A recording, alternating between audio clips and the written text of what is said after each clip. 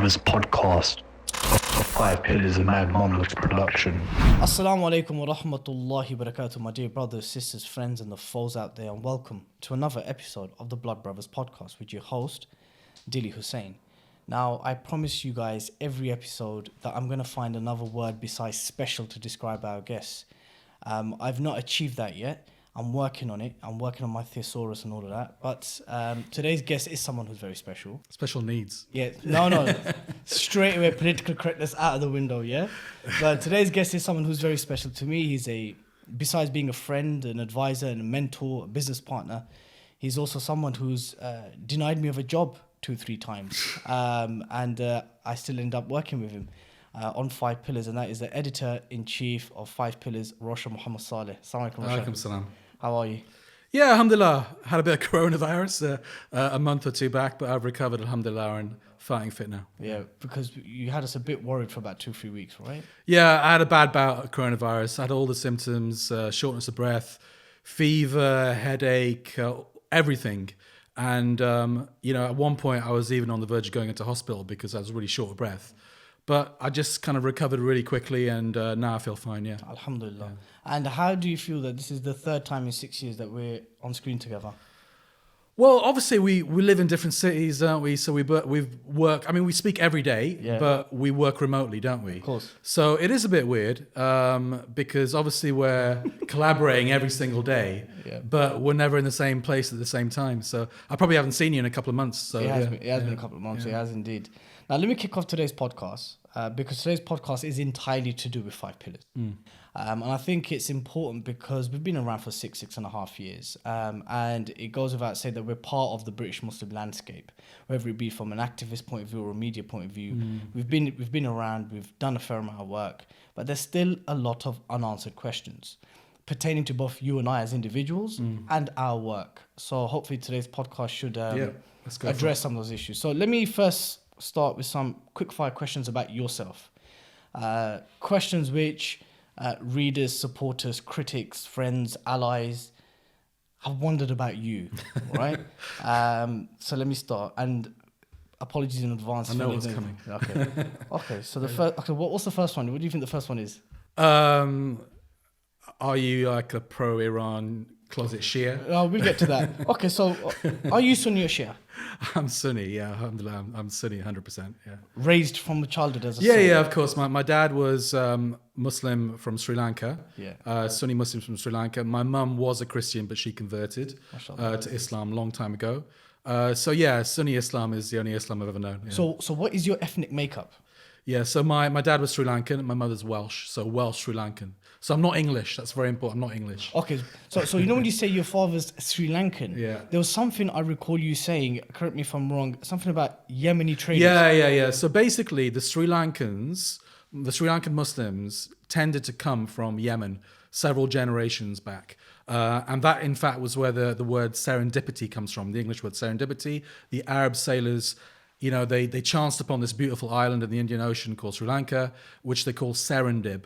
So, most Sri Lankan Muslims originally come from Yemen, the Hadramaut region, but obviously there's been lots of intermarriage, etc. Yeah. So your father, is your father still alive? No, my father passed away about 15 years ago. May Allah have mercy on him. I mean, so he would then be ethnically Asian? Yeah, but probably with Arab origins going back several generations. But yes, as I said, there was intermarriage a lot. The Muslims from the Arab world, they married with local Sri Lankans who converted, etc. So the roots are a bit hazy, but the family legend is that we all come from Hadramaut, and I'm sticking by that. Okay, that's same for us. So if you ask about my family, we trace our lineage back to Sheikh Farid al-Ansari al-Yemeni. Yeah. Wow. The 300 or 360 or so Yemeni du'at or saints or soldiers, however you want to describe them, they brought Islam to the Bengal region. Yeah. So we too trace our lineage back to Yemen. Yeah. How true that is, Allah knows best. So you're half white? I don't brag about it, but you're half the race. Yeah, my mother's white. Okay. Yeah. And what does Auntie think about some of your? I'm half white on the outside. I'm fully brown on the inside. Okay. And the green bluish eyes, where does that come? Which part of the family? That comes from my grandfather, actually, my Sri Lankan grandfather. Okay, mashallah. Why do you dislike England Football Club so much? England football team. I think I just associate it with, I think all the angst I have about the British Empire, because I was born in Sri Lanka and I spent my early childhood years in Sri Lanka. And we kind of came over here for economic reasons, other reasons as well. But the traditional story, we didn't really want to come to a cold and wet country. We wanted to stay, I was born near a beach, coconut trees and stuff like that. Had a great lifestyle out there.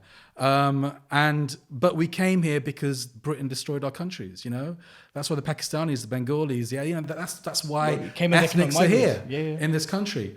And I guess I've had a chip on my shoulder, and growing up in North Wales, I might look like half white to you or whatever, but there I was a P. Yeah. Can I say the word? I was a Paki. Yeah. In North Wales, I was 100% a Paki because everyone else was white. And I got a lot of racism when I was, I don't want to portray myself as some kind of victim and living an Islamophobic nightmare every day of my life. But we did basically get kicked out of our house by racists. And, so I guess I had a bit of a chip on my shoulder. And I'm not a terrorist. I'm not someone that's going to throw bombs. I'm not someone who's going to, take my anger out on Britain that way because it's wrong. Yeah, of course. And I help grannies cross the road. I'm a good citizen. I pay my taxes. But allow me one thing. Allow me to hate on the English football team. Yeah. Do you differentiate between the English football team and, let's say, like me, the English cricket team or English rugby team? Well, I don't really like cricket or rugby. But I tell you what, I'm a football fan. Yeah. So if the England football team started playing like Barcelona or Brazil, I might even grudgingly support them a little bit because I love football. Okay. But I guess I just associate the England football team because it's a symbol of England, isn't it? Of course, absolutely. So I associate it with the empire, with racism, colonialism. In my own mind, obviously I know the individual players are not like that. Of course. It's just a symbol in my own mind. Maybe I go a bit over the top. It's my one weakness. Some people don't like it. But, just let me do it, man. Okay. So the way I see it is I agree with you about the English football team. And the reason why I never support the English football team is because of all the sports, I find football to be the one where the most rabid type of nationalism comes out. Yeah. So when England wins the Cricket World Cup or Rugby World Cup, you don't see what happens when England Football Club gets to the quarterfinals. Yeah? That level of debauchery and drunken behaviour and quite open hooligan behaviour. You don't see that with rugby or cricket. No. And I've said the same with regards to Bangladesh, even though they've not got that far in cricket ever. But even my Pakistani friends and family members, I've said, look, when I see a rabid type of nationalism, one which is quite clearly haram at times, especially in the way we celebrate it, I tend to not want to support that team. And I just feel that England football team, or when England does well in football, we see that type of... Yeah, it brings out the racists and the skinheads. Yeah. I mean, I wouldn't go to a football match anymore. I wouldn't take my kids to a football match. Yeah, it's worrying. It's just a horrible atmosphere, swearing, people urinating in the stands. It's like... I'm exaggerating, of course. But it's just not a family atmosphere. Of course. And how does Auntie feel about these views of yours? Auntie? Which auntie? Your mother. Oh, right, sorry. Does she know about these views of yours? Yeah, I mean, yes, but my mum is still ultimately, they say you can take the girl out of the village, but you can't take the village out of the girl. Ultimately, she's still a Brit, She's Welsh, she's not English. So there is a difference here. The Welsh were colonised by the English as well, as were the Scottish, as were the Irish. So I actually have a soft spot for the Welsh, the Irish, the Scottish. But there's a certain type of kind of Brit, colonial-minded Brit that gets up my nose. My mum doesn't agree with most of my views, I have to say. But have you shown her some of your tweets about the English? No, she's not on Twitter. She's not on social media. Okay. And she won't even see this podcast, so I can go for it. I might send her some of your tweets. Okay, so... what do you do for fun? Some people think that you're I don't have fun. It isn't fun haram. I don't. I play football. I do sport. I enjoy sport. Yeah. I don't enjoy music. Okay. And most would say that is probably I don't know. Fun. I think I work. I like politics. I'm not like your average person that enjoys listening to music, that enjoys like stupid things like dancing and stuff like that, and all this. You don't dance at weddings with male relatives. I've never danced in my life. I consider it a feminine activity. Yeah. So it's not something I don't have fun in the conventional sense. Me having fun is educating myself. That's what, for me to be entertained is when I educate myself and learn things, travel, a bit of sport. But yeah, to be honest, I'm not the life and soul of the party by What, any means. what kind of TV programs or series do you watch? Anything? Yeah, obviously with coronavirus, and we've all been binging on Netflix. Documentaries, a bit of politics, anything about the Middle East. Okay. Languages, I like languages, so I try and watch foreign language films. Not Game of Thrones or Breaking Bad or. I've watched Breaking Bad. Yeah, that was good. Yeah. I mean, look, it's not. I'll watch it if there's nothing else on. Okay, fair enough. But Breaking Bad's good. Yeah, Narcos, of course. Anything to do with drugs and Pablo Escobar. Yeah. Okay, fair enough. So, in your book, Confessions of a Muslim Journalist, the link will be here on the screen for you to purchase it. You mentioned towards the end of the chapter where you spoke about 5 Pillars and myself, and you said that you and I both come from very different backgrounds, and that's true. And just based on what you've said there, what you do for fun, what you regard as areas of interest, do you see yourself as someone who's an upper-tier middle-class Muslim? I'm definitely middle class, my background, no doubt about that. And I'm obviously posher than you. That's not a problem. It's not very difficult, but yeah. But I'm a bit posher than you, no doubt about it. And I come from a middle class background. I think you'd say you come from a working class background and you're proud of it. Yeah. I am what I am. Do you know what I mean? I'm not pretending to be anything else. But what I would say is, despite the fact that I'm half white and middle class, inside I'm brown and I'm Muslim. Okay. And that's all I have to say. But I'm not denying that. I am middle class. But that's why I'm so critical of middle class Muslims, because I know their mentality. And a lot of middle class Muslims, I feel, and I'm exaggerating here and generalizing, but they don't feel the suffering and the of most Muslims in this country who come from very restricted economic circumstances. Absolutely. Yeah. Middle class Muslims have had it good, and that's why that God save the Queen. But that is not the reality of most Muslims in this country. What about those who have worked from becoming working class to middle class? Because that's also happened, right? Well, then you get these like Tory boys, don't you? Like, they think they've made it, and they think anyone can make it just because they've made it. But the reality is, it's not a level playing field. And, there are always the exceptions that make it through hard work. And you're going to increase your life chances through hard work, no doubt about it. But ultimately, a lazy white boy who went to private school and had all those connections, it's more likely to make it than a brown boy who works damn hard but has none of those privileges and connections. That's been proven through data, though, and various sociological research. Right, we're going towards more deeper questions now, right? Are you unhappy with Life. No, not life. Are you just unhappy? Are you unhappy with some of your journalistic achievements or lack of achievements in terms of accolades and awards and stuff like that? Because one of the ways in which people measure success, right, is by I've got no awards. Same. Well, this is what I think 5 Pillars should start an award ceremony Inshallah. and give ourselves all the awards, because no one else is going to give us an award. Do you know what I mean? But no, I mean, look. Certainly, when I was younger, your locus, you're more insecure basically, and your locus of evaluation is external. It really matters to you what other people think. Absolutely. And I think it was the same for me until I'm in my mid-40s now, and up till the age of maybe 35, 40, I really cared what other people thought about my work. Yeah. And I really cared about being praised, and I had to be in front of the camera. But over the last 10 years, I've gone the other way now. And it's I think I'm more confident in who I am as a person. And I still listen to criticism, and I still don't like it when people, and I still get a bit defensive like we all do. Yeah, of course we do. But ultimately, I can take a step back now and say, oh, that's a lot of rubbish. I don't care. Or there's a germ of truth in that. Maybe I can make some improvements. So how do you feel when there was a time in your life where you did work at the same company as Mehdi Hassan, right? Yeah, a lot of weekend television. Yeah. Yes, and he completely overshadowed me. So I mean, Mehdi Hassan is someone who borderline is idealized by the Muslim community, right? And I mean, me personally, he's someone who brought me into Huffington Post, and he allowed me to blog, and and the way he grills certain guests is really admirable, right? But when looking at how the trajectory of Mehdi Hassan and then looking at your trajectory, be it Granada, be it Al Jazeera, be it Islam Channel, then Press TV, and then 5 Pillars, do you look back at that with any regret about how? No, absolutely not, because I think we all want to see, we all want to be successful. We all want to have videos which go viral. We all want to make an impact. And Mehdi Hassan obviously has made that impact more than any other British Muslim journalist. When I knew him, he's about 5 years younger than me, and it was obvious he was fresh out of Oxford. It was obvious he was an exceptional talent, and he overshadowed everybody in the office. But it was also pretty obvious that he was a bit of a coconut.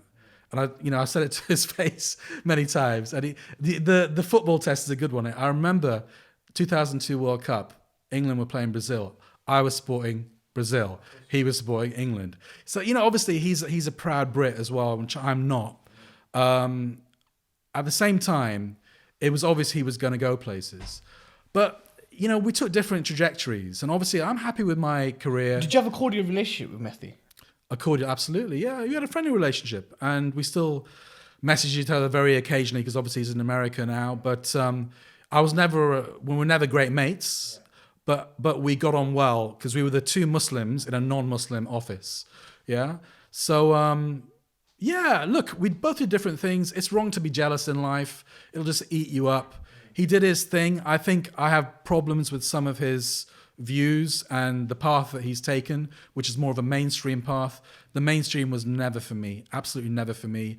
I don't feel right in the mainstream. I don't feel Islamically comfortable in the mainstream. But you dipped your toes in the mainstream, right? I got a training in the mainstream. And that's what I would encourage Muslim journalists to do, is to use the mainstream to get a training, because that's where you'll find the most professionalism, unfortunately. Yeah. I'd like to say it was the Muslim media, but it isn't. None is. It's the mainstream. Absolutely. So stay there, dip your toes in there, learn their tricks, learn their professionalism, learn their techniques, and then get out. Because if you stay in, you're going to become like them, and that is not a good place to be Islamically. That's how I feel. If you're a strong person, maybe you can withstand that. But most people, they will become like the people they hang around. Yeah. So Muslim journalists, do not become enamored. Do not think you've made it if you work for the BBC or other mainstream channels. You might think you made it. Your mum and dad might think you made it. I don't think you made it, because I just think you've become like the white man's monkey, quite frankly. I mean, one of the positions I've always maintained is that Muslims should excel within the mainstream media if they feel that that's the best thing for their particular career path. But I feel that you will not be able to excel without making major compromises. Of course. And even when you want to pitch certain stories, certain what do you call the short news clips that you do? Packages. If you want to pitch certain packages and you want to make a very grassroots focus, that either it will be heavily edited or it'll be rejected. At some point or another, you will face a number of obstacles if you want to be a practicing principled Muslim within the mainstream media. They just want brown faces. They don't want to actually change the way they think. They just want to get brown faces there to superficially project the fact that they're into equality and diversity. But real equality and diversity is actually listening to the community and, allowing that community a voice. That doesn't happen in the BBC and elsewhere. You get crushed by the machine. They're using you for their own agenda. And yes, you might do one or two reports which go viral. You might become famous. But ultimately, are you really serving your community in the mainstream? I don't think you are. And that's why I'm in the alternative media. I'm very happy with 5 Pillars. And last but not least, and this is a question which you actually started with what you thought I was going to ask you. Are you an Iranian propagandist? I think I have been in my career, if I'm to be honest, because I worked for Press TV, didn't I? And Press TV is Iran's channel. I worked there for a long time and still freelance there. But you yourself as an individual, do you see yourself as someone? No, I mean, I don't know, 14, 15 years older than you. Yeah. So my early worldview was shaped by the Islamic Revolution. Like a lot of people my age and older than me, remember that very clearly. And that was like, even Sunnis viewed that as a victory for Islam after 5 centuries of non-stop getting battered by the imperialist Western colonialists. So that shaped my worldview. We can argue about which way Iran has gone since, but certainly I was inspired by the Iranian Revolution and have been involved with Iranian journalists throughout my life. I've been to Iran several times. It's a very beautiful country. I encourage people to visit. And have been deeply involved in that scene through Press TV and others. I think, if I'm honest, since I started 5 Pillars, I wanted to, with 5 Pillars anyway, I didn't want to enmesh the two worlds that I inhabit.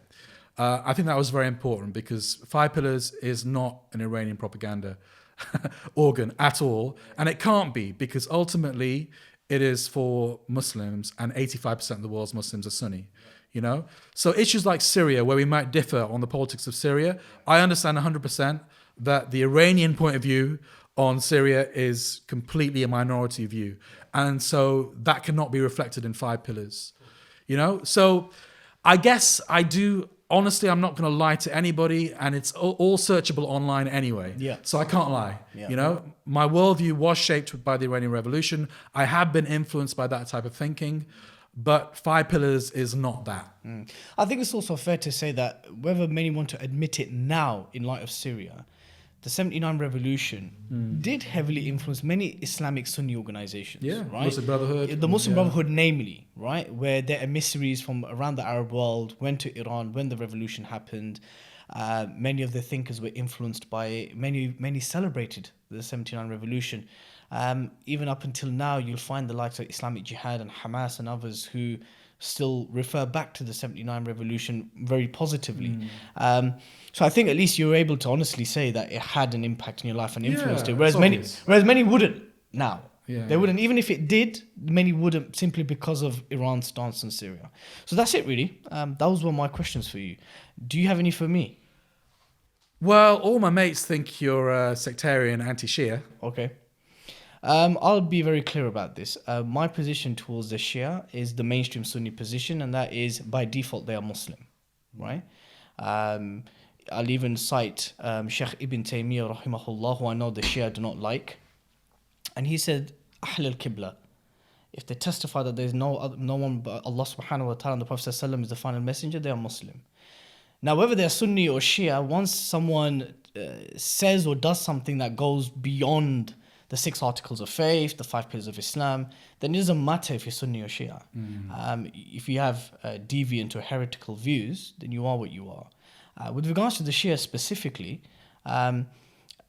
if you curse Abu Bakr, Omar, Uthman, our mother Aisha, then yes, I do not like you. And I don't think I can ever be an ally of you.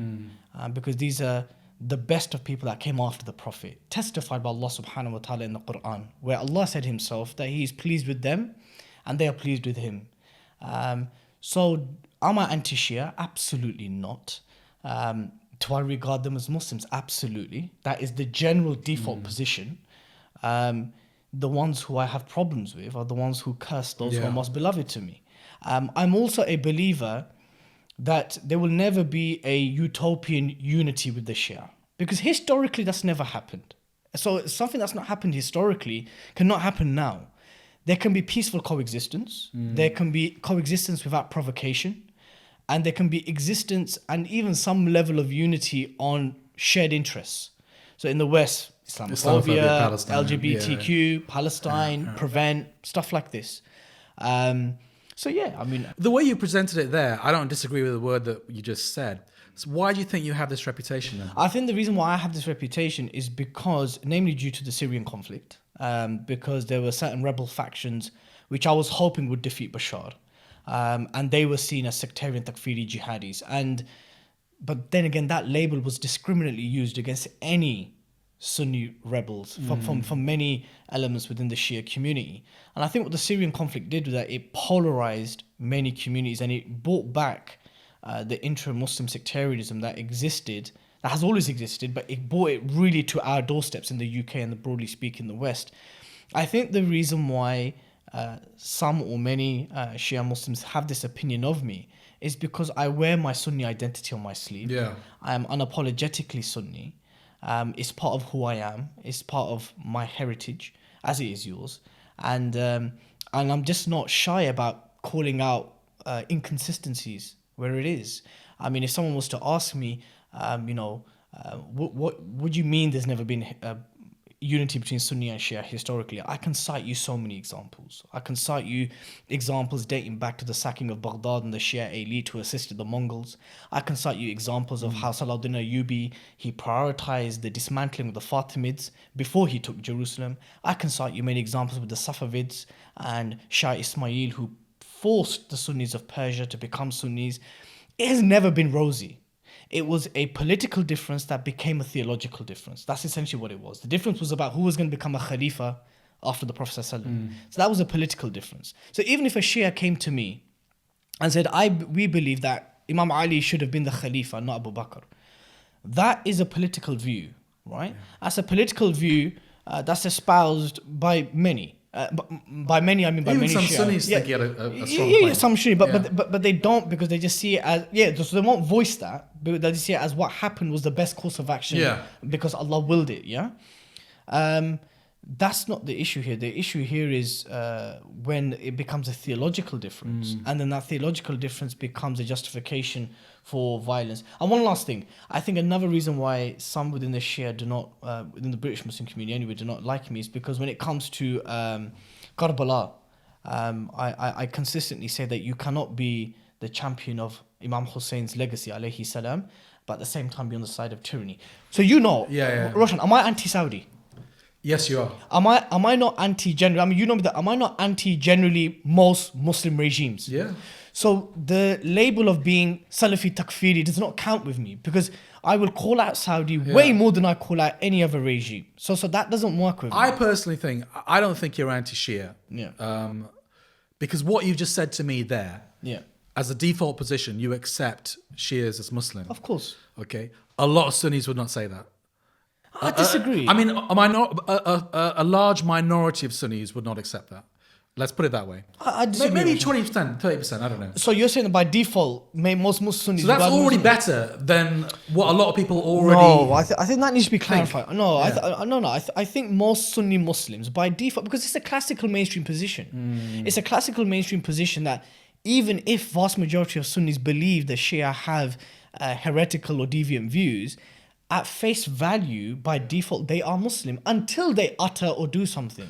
But what I was about to say is that I think ultimately people have got this impression because of certain media appearances that you've made or things that you've said on your social media, which politically are perceived to be anti-Shia because they take certain positions. I think that's why people probably, when I asked you that question, do you believe the Shia is Muslim? A lot of people would have expected you to say no.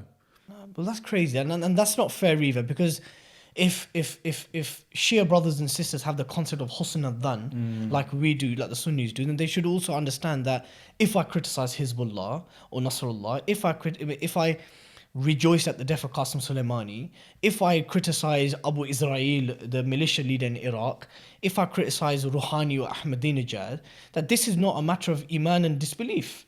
This is a political stance that I'm taking, but if their actions has been justified for theological stuff, then I will speak out against it. Look, I mean, just on the defense of Sunni Muslims, by default, they don't think the Shia are disbelievers. This is an incorrect view, no, I said a minority of them do. Okay, but yes, a minority may do, but it's always been the case. By default, you are Muslim, and in fact, you could be potentially sinful if you approach a Muslim who testifies the Shahada as a kafir. From my point of view, as I said, I don't believe in the imamate, so I can't be a Shia.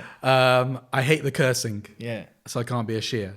I'm going to be a Sunni Muslim, inshallah, to the day I die. Inshallah. But at the same time, I hate sectarianism. And I do think that people are obsessed about this topic, and it just leads to, it just doesn't lead to anywhere good.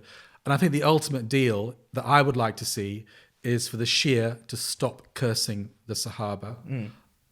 Ideally, not privately or openly, but definitely not openly. Yeah. Okay, but ideally privately as well. But, on the other point of view, I would like to see Sunnis stop making takfir.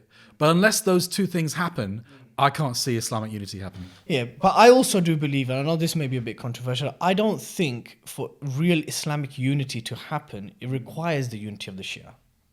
Yeah, because you think the Sunnis can unite. Because the Sunnis can unite. If we're 85-90%, I mean, historically... But they're very divided as well, aren't they? We're all divided. I mean, of course. I mean, I get that. I mean... But let me ask you a counter question. How does it make you feel when you get these complaints and accusations about me?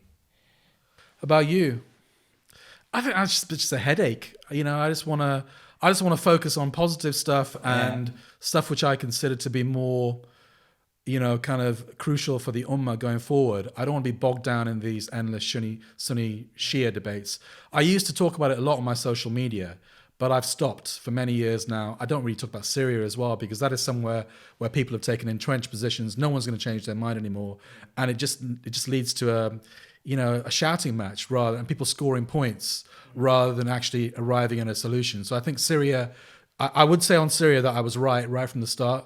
I opposed the war. People accuse me of opposing the war simply because of the Iran connection, but I opposed it simply because I know the Middle East quite well, and I knew what was going to happen. Can you just quickly say which countries you've reported from? Well, I lived in Qatar for several years, but I have been to every single country in the Middle East and report from there, either as a tourist or as a journalist. Okay, as a journalist, from on top of my head, you were there at Tahrir Square. So Tahrir Square, obviously Libya, Gaza, and Lebanon? Yeah, Lebanon, Iraq. twice during the wars there. Iraq during the American occupation, yes. So I used to do a lot of war reporting. I don't consider myself a war reporter now because I haven't done it for several years, but I have been to several war zones. And I know what the Middle East is. I think, and I would say this is another criticism maybe that I have of you, is that I think, don't take this the wrong way, but I think you're a little bit naive when it comes to the Muslim world. And I think a lot of British Muslims are, because we have a lot of British Muslims. They don't speak Arabic, for instance. So when an Arabic person comes over, a dissident from a certain country, and they speak beautiful Arabic, they're wearing the jalabiya, big beard, mashallah, you fall for what they say. Not just you, but a lot of British Muslims. I'm not saying they're lying, but they're presenting a version of the truth. If you go to any Muslim country, Arab country in particular, I know the Arab world very well. I don't know the South Asian world so well, despite the fact that I come from Sri Lanka and my wife's Pakistani. But the Arab world, a lot of these countries are very mixed populations. So you have secularists, leftists, Islamists, so-called Islamists, nationalists, minorities. Yeah. And that's why I knew that the rebel groups, the Islamist rebel groups, weren't going to win in Syria because it's such a diverse population. But they nearly did. Well, you can argue that. Iran was always going to support Bashar al Assad. So was Russia. It was a red line drawn in the sand. That's why I knew 500,000 people were going to die. And it does stick in my throat a little bit when a lot of the commentators on Syria have consistently been wrong from day one, yet they're still considered respected commentators on Syria. And that, I watch it, but I stay quiet. Did it frustrate you when I used to be invited to talk about Syria? A little bit. I thought you didn't have the right to talk about it. Okay. Because you haven't been there, you don't know about it. Okay, so let me just explain. Let me just explain or address the thing about your claim, your caricaturing of me as naive, yeah? 100%. My experience as a journalist is incomparable to yours. I've never reported in a foreign country. Period. So that already on. Should we just stop the conversation there? Yeah, that's it. But what I would humbly say is that, does it require you to spend time in a particular land? No, but when you're Ummatul Wahid, as in you are a Muslim in Morocco, and the affairs of the Muslims of Indonesia should be as much as yours. You can talk in a general sense, of course. No, but the point is that I feel that my outlook, right? I mean, from an English secular point of view, I would be described as a pan-Islamist. Yeah, I want Islamic unity. I want Islamic dominance. I want Allah's deen to prevail over this whole world, as He has said and the Prophet ﷺ has said. So therefore, my worldview and the way I understand politics, I totally understand the multi-complexities that exist. What you just described in the Arab world exists in Pakistan, Bangladesh. You get secularists, you get liberals, you get nationalists, you get quote-unquote Islamists. Then you got a whole spectrum of what Islamists are. You got Salafi Islamists, Deobandi Islamists, Jihadi Islamists. Then you got the likes of Hizb ut-Tahrir, Muslim Brotherhood. You got a plethora of different complexities and players, right? And in most cases than not, it's always the Islamists that are not actually the main key players. Would you agree? Yeah, it depends what the country is. Yeah. But I mean, with exception to, let's say, Tunisia, Egypt, and these kind of places, generally speaking, it's the deep state, which is run by the military and multi-corporate tycoons and these kind of people. I just feel that if we detach our worldview or the kind of worldview that we want to see from our theology, we may delve into a worldview that's not in line with our tradition. Possibly, but I think there is a room within an Islamic framework for tactics and using common sense. And I always felt that the Syrian war, right from the beginning, left the realms of common sense and delved into madness. Because of the differing groups, I knew that the Islamists couldn't win. You know, they weren't going to win, and it was going to be a prolonged war. So many people were going to die, millions of refugees. And right at the start, I thought, is that worth a war? And that's why I was against it fundamentally. Not to protect Iran, not to protect Hezbollah, or all these things I've been accused of, simply because I knew this would be a disaster for the Ummah, which would poison relations between the Ummah for generations and would bring no good. That was the reason why I opposed the Syrian war, and I was right. Do you feel that many Sunnis, I'm not saying many, I'm talking in the millions, they took a particular affinity with the Syrian conflict because of its religious significance in scripture and Possibly, end of times? but it's not. I know that's not. It's not 100%, isn't it? We don't know what those hadiths mean, whether all of them are authentic, etc. But the significance of Asham, significance of Asham. This is why people they gravitated towards supporting the rebels and stuff like this. And do you think the sectarian element of Bashar being Alawite, his Shabiha? Of course, there's a lot of blood spilt, by the regime. 100%. I'm not here to defend Bashar al Assad. No way. I wouldn't do that. Ultimately, I've got to face my Lord. Yeah. And that is the most important thing to me, not to please this faction or the Yeah, other yeah, faction. of course. But yeah, so what was the question? So the question I'm saying is that did it come as a surprise to you that many Sunnis did, or at least to begin with, many acquire? It was obvious. It was obvious what was going to happen. In a way, I think it was outside players, maybe the West knew that it was going to happen as well, and egged on certain rebel groups, 100%. financed them, Absolutely, because they knew what was going to happen. They knew that there was going to be a quagmire and a disaster here, which would bog down several powers in the region they didn't like, and that was their aim. And we fell right into the trap. That's my position on Syria. But I would say Saudi Arabia. I believe in slow change. Ultimately, I don't really believe in quick revolutions because I think they don't work. You once did though, right? Well, I think the Iranian Revolution was probably the only example in recent Muslim history where a revolution actually worked. Otherwise, through my kind of, in Libya, for example, I got very caught up with the rebel groups there. I reported from their side. Now I kind of regret it because I think Libya is just a mess. The Benghazi guys. Yeah, exactly. Saudi Arabia is a state which I oppose, and to my core I oppose it. But I would never call for an armed uprising in Saudi Arabia because it would lead to a civil war and lots of people would die. And that's why I always say things have to happen slowly, maybe over 100 years. We might not see it. I would say the only place in the world where I would say that armed uprising is legitimate would be Palestine. Well, of course. I think we're definitely in agreement with that. Our working relationship. Right. I want to ask you one more question. I'll go for it. Sorry. Yeah, of course. Ask me more. Other people, I'm always putting this into the mouth of a friend told me that you're really vain, that you have to, it's the way you dress, your hairstyle, your sharp clothes. I mean, not today, obviously, but your sharp clothes. And you feel like you need to be really popular. Like you want to be this Muslim hero. I look after myself. I'm well groomed. I think it's part of the prophetic tradition to wear the best clothes and to present and project a very positive and empowering presentation of Islam and Muslims. I'm not going to go onto TV looking like a tramp. I'm not going to go onto TV looking scruffy. If many within this country already have a conception of what a smelly, dirty muzzy is, I'm not going to go and perpetuate that stereotype on TV. I'm going to look my best, dress my best, and yeah, I mean, yes, I'm well groomed. With regards to vanity, may Allah subhanahu wa ta'ala protect me from this. I'm not going to unequivocally say that I've not fallen into this. Between 2017 to 2018, I purposely took a sabbatical away from TV engagement because I feared at one point that you're coming on TV too much, on mainstream outlets. Maybe what you're doing is not for the sake of Allah, but for your own ego. So I actually stepped away for a year. And I rejected all interviews from CNN, from Sky, from BBC. And initially, I didn't like it. I was just raring to go.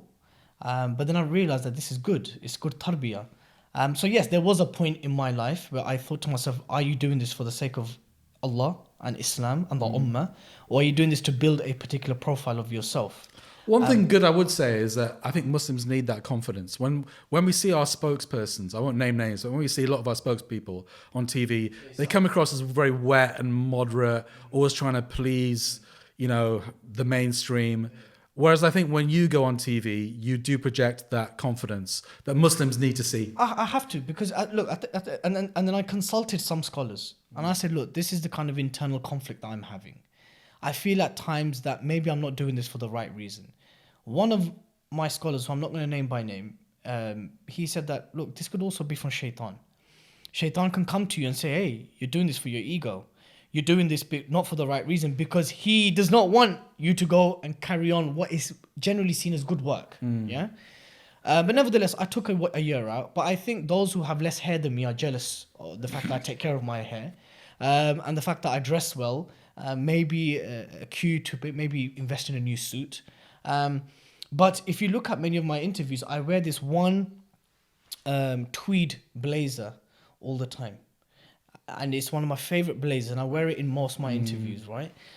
Yes, I look after my hair, most of which is not here now because of COVID-19. But no, I don't think I am. Are you impetuous? Do you get wound up by your mates and you've got to act? I feel sometimes, because obviously we're on the phone a lot, I feel sometimes you've had a discussion with your mates in a WhatsApp group, they've wound you up over something, and you're just burning to put a story out. You don't check the facts necessarily. And you just sometimes you don't think before you act. Roshan, you didn't tell me you're going to come out with these shots. No, look. Yes, yes and no. Yes, in the sense that if something's happened and it's of a time-sensitive nature, and it also happens to be an area of great passion for me, yes. And I know you said to me, Dilly, hold your horses before you go out and do anything. And I admit, Alhamdulillah, I said to my wife even yesterday that had Roshan not been the guy he was, and you had not been the woman you were, many of the greatest partnerships I have in my life would not have worked out, because of the kind of person I am, right? So I needed a cool, level-headed, someone with vast experience to be a business partner, mentor, and editor. That's why I will still refer to you as a friend and a mentor.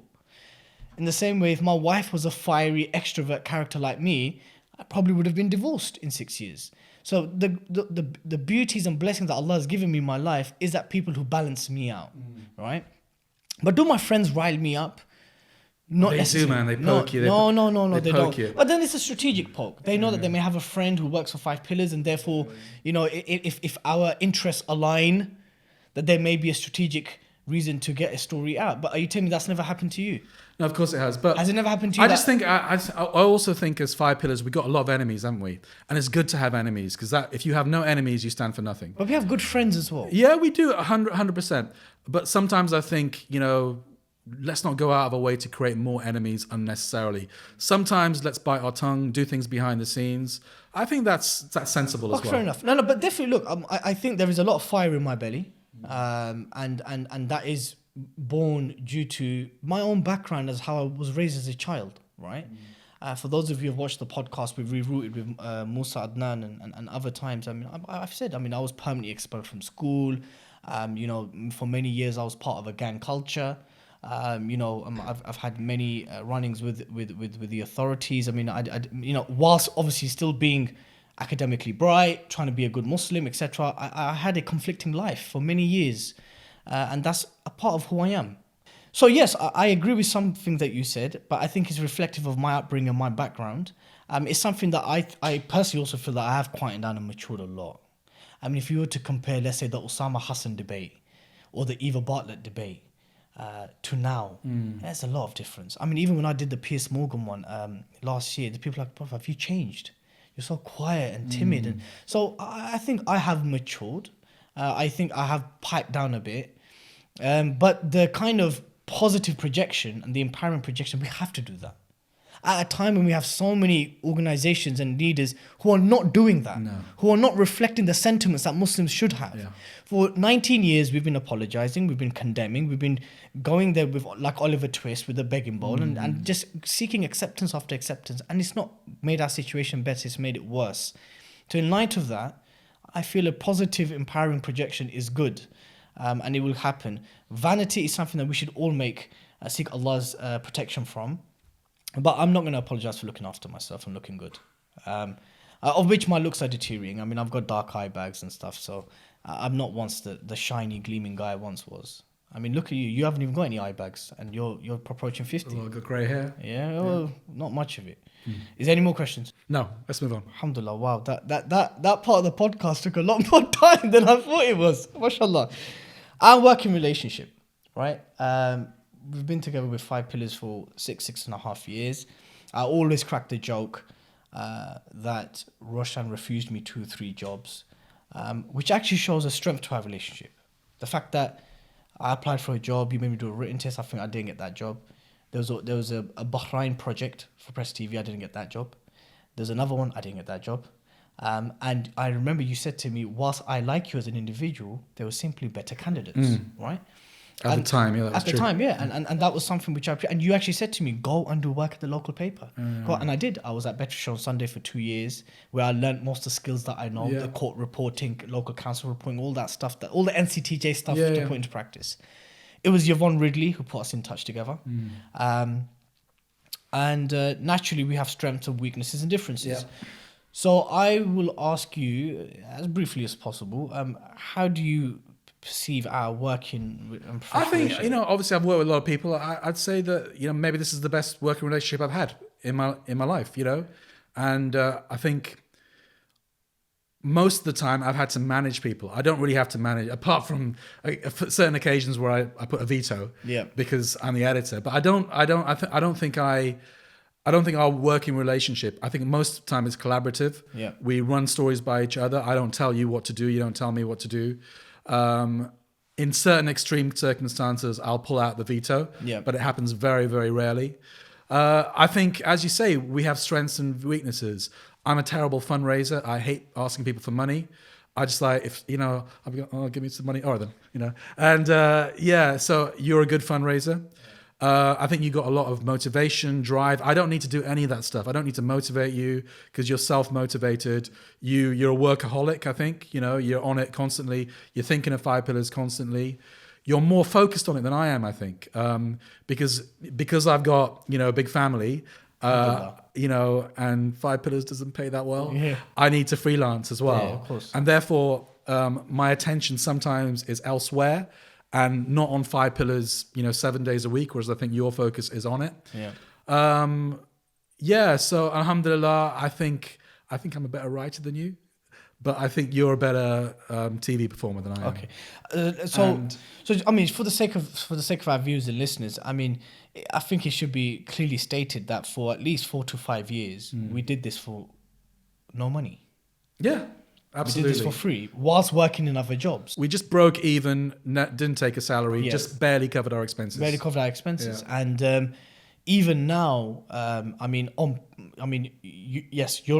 you're now taking a salary, but even then, compared to, it's a very humble, if not under the annual average salary. Yeah. And you're making it up elsewhere. I'm having to do consultancy work elsewhere. I buy and sell cars with my brother. I buy and sell Bitcoin. So we're still doing things to get our income from elsewhere. So I think it's important for our viewers and listeners to know that the work that we did for 5Pillars, at least from 2013 to 2016, those 4 years, we did it for absolutely nothing. Even more than that, I think, yeah. Yeah, I mean... Probably for the first 5 years. First 5 years, absolutely. Yeah. Until we first introduced, can we use some of this for our work-related expenses, right? Another thing which I will have to say is that I have definitely got 5Pillars into more trouble than you. From a legal point of view, from a social media point of view. And I think that's something I'm so grateful that you are here for. Because I remember when we had that little ding-dong, that near, very close ding-dong with Sarah Khan, simply because I forgot to put the word alleged. Or something like that, wasn't it? This is the extremism czar who tried to sue us, basically. Yes. And alhamdulillah, she didn't manage to do that. But the point is, it was literally such a minor blip, an oversight from me, which got us into that trouble. So I have to admit that having you there, overseeing and proofing these pieces, especially those where we have to, unfortunately out certain individuals, organizations, there's huge legal implications to it. Now, obviously, those were our strengths. Do you see identify any weaknesses? In you or me? Just our working relationship. Alhamdulillah, I think it's really good. I mean, we occasionally, obviously anyone that's going to work with each other every day for 7 years, they're going to fall out occasionally. They're going to have little tiffs. I think I can remember one time where we didn't talk to each other for a few days because we had a bit of a Barney. And it was over. Syria. Was it over Syria? And I think in 6.5 years, that was the one time we had a little break. Yeah, and otherwise we've had tiffs. I mean, we probably had one about a week ago. Yeah. But it doesn't last, you know. And we're both mature enough to move on. Okay. And look at the bigger picture. So you know, I think, alhamdulillah, I think I'm more of a reporter than you. I'm more willing. If a story breaks, I'll go there. If it's in Birmingham or Manchester, whereas I think you like the home comforts a bit more. And you like to do things at home, and you obviously love your podcasts and your TV work. No, but that's something that we have over others as well. You know? But it's like I'm trying to say. Whereas I'm less into the on-camera work. I used to be really into it. I used to have to. As I got older, I don't need the on-camera work so much. Hey guys, just to clarify, since Roshan has just made me seem like a home guy, there is real work that gets done at home, right? Can you clarify that, please? There is work that gets done at home. Of course. Yeah, I mean, look, managing contributors, uploading content, preparation for university talks, fundraising. Yeah. Fundraising has made my hair go white. Yeah. There is some stressful aspects of my work which I like to, I think Roshan is much better at doing, alhamdulillah. Let me ask you something. If there was one thing you could change about me, if you had the choice, gunpoint choice, to change, say, right, Dilly, I really would like you to change this thing about you, what would it be? I think it would be the take a step back before you act or say something. If there's one thing, it would be that. And I do acknowledge over the years you've got better at that. Still, sometimes I think, in my own mind, I'm thinking, right, someone's wound him up, he's got angry, and he needs to act. And I just wish he'd just take a few deep breaths before he acts. That's the only thing I would say, yeah. And that's actually in line with the prophetic advice as well, I guess. If you are angry, sit down. Don't act out of anger. Yeah. Because I've done it myself, and I still do it now. It's always the worst, you know. Is that famous story? I think it was in the battle of Imam Ali was fighting one-on-one with a champion from the other side. Yeah. And the champion spat at him. Yep. And he didn't kill him because he said, I would have killed him. He killed him later. Yeah. But he didn't kill him at that point because he would have killed him out of anger. Yes, absolutely. I mean, if there was, I wouldn't necessarily change anything about you. Because changing something fundamentally about your character, your personality, will have an effect on how our relationship would be. And the fact that it's worked so well so far is testimony that maybe not many things need changing in terms of our working relationship. However, I would probably just say that when you get complaints about me, mainly, if not entirely, from the Shia community, is that you articulate my defenses better. I do. 100% I do. So that would be the only thing. I have had people, by the way, in the early days, saying, sack Dilly, get rid of him, he's poison. Literally, it's been that bad. And heaping pressure on me. And in the early days, perhaps I could have done it, you know? Now I wouldn't think of doing it, obviously. It never crossed my mind once to do that. It never crossed my mind. And I terminated those relationships I had with those people rather than terminating your relationship. Is it fair to also say that some of the people that came to you with those suggestions, that you, after some time, realized their own toxic mindset and inconsistency? Absolutely, 100%. I have nothing to do with these people anymore. When it came to holding you to account on some unfair things as well? Yeah, absolutely. I think anyone, ultimately, we represent the Muslim community. So there will be pressures from the Muslim community. And we listen to advice, we take, shura, but at the same time, we're an independent organization. And we can't be bought, we can't be pressured, even though there is that pressure. And we've had offers. And people need to know that. Yep. Yeah.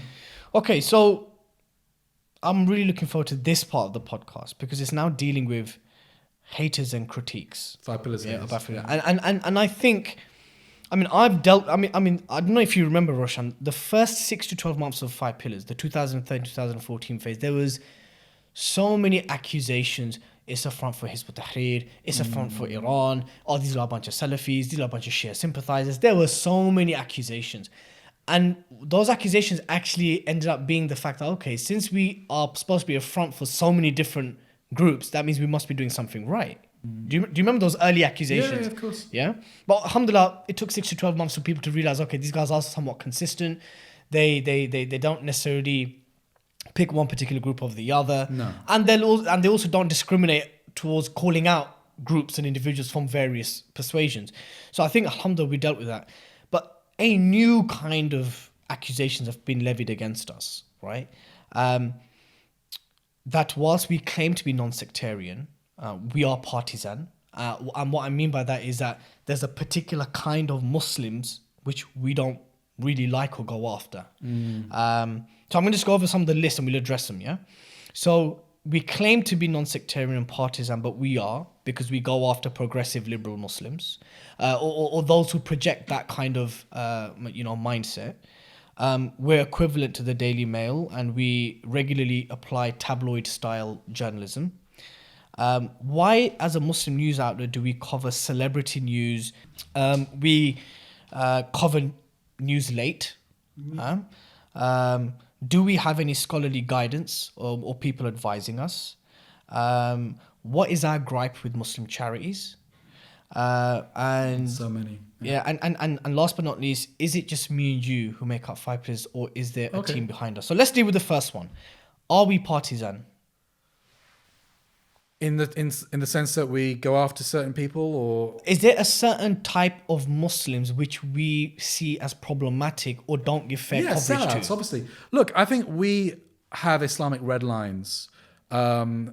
Anyone that goes against the Quran or the Hadith, whatever, we're going to go after them. So especially if they have influence over the community. And anyone who is politically out of step with the mainstream as well on issues like Israel-Palestine or whatever, or British imperialism, then they're fair game as well. And I think most reasonable people will understand that.